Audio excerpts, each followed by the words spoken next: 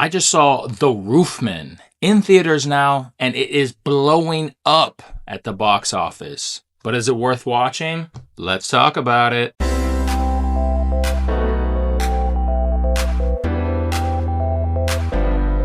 The Roofman stars the lovely Channing Tatum and is based on a true story. And the true story is even crazier than the movie. And we're going to be doing a deep dive on both with an emphasis on the movie. Channing Tatum plays the character of Jeffrey Manchester, a real-life person and highly successful burglar in the late 90s and early 2000s. Now, most interesting stories have one particular aspect that is super interesting. This story has three, known particular by his MO, or pattern of his crimes, for breaking into commercial buildings through the roof by sawing and just all out bashing his way in with a hammer. And what type of places did he like to rob? America's favorite, McDonald's. But he didn't just rob one or two McDonald's. He robbed 40.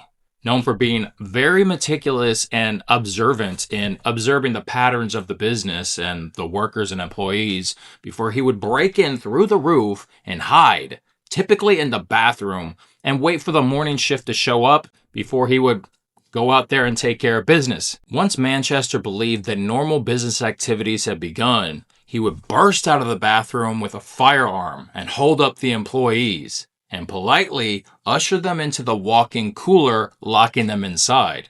Then he could rob the cash registers freely.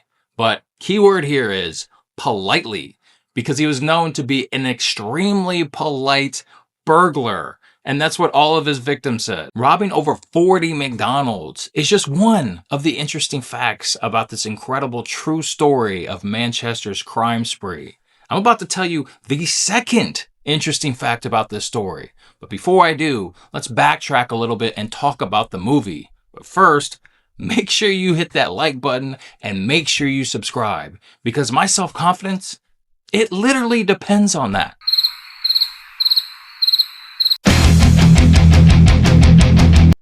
Subscribe. It's a star-studded cast surrounding Channing Tatum, with the main supporting role going to Kirsten Dunst. I, for one, found Kirsten Dunst to be very convincing in this role, and I think this may be her best performance yet. This is no longer the Kirsten Dunst of old from Spider-Man 2 or Interview with the Vampire. She plays a church-going single mother raising two kids, who Manchester dupes into falling in love with her, thinking he's just a normal guy, all while he's an extremely wanted man. Diving deeper, we have Peter Dinklage, who we all know from Game of Thrones, and he plays a real funny role in this film. And it wouldn't be Peter Dinklage without the same sour, sarcastic attitude that he has in everything. Also, we have Lakeith Stanfield, who I remember from the movie Uncut Gems. He plays Manchester's old military buddy because they both served in the Army in 82nd Airborne. And this is where Manchester would develop some of his skills. The film paints Manchester as, yes, a criminal, but also a really nice guy. It repeatedly shows just how nice he is in the film. When he ushers the victims into the walk-in freezer, he makes sure that they have a coat. He calls the authorities to alert them to make sure that they can get out of the freezer. And he even gives children toys. Of course, the toys are stolen. The second extremely interesting fact about this crime spree actually happened after he was caught. Manchester didn't just rob McDonald's. He robbed between 40 and 60 commercial businesses. But because of how meticulous he was, they couldn't get that much evidence on him. They could only get him on 2 robberies. They knew from his MO that he had done a lot more. So what did the courts do?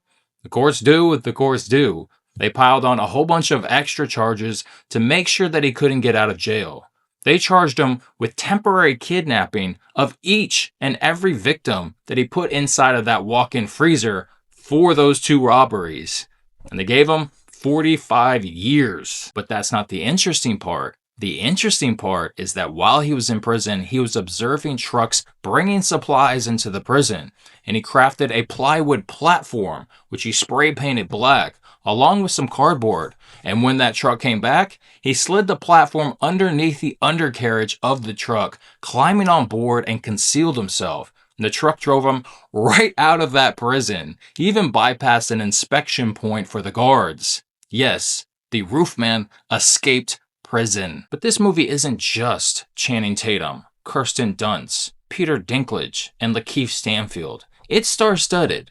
Here are just some of the actors involved in this film who you probably are going to recognize that played in some of the smaller roles. Emery Cohen, Ben Mendelsohn, Tony Revolori, and Uzo Aduba. This is a great cast, and each one of these people were particularly good in their roles. Whoa.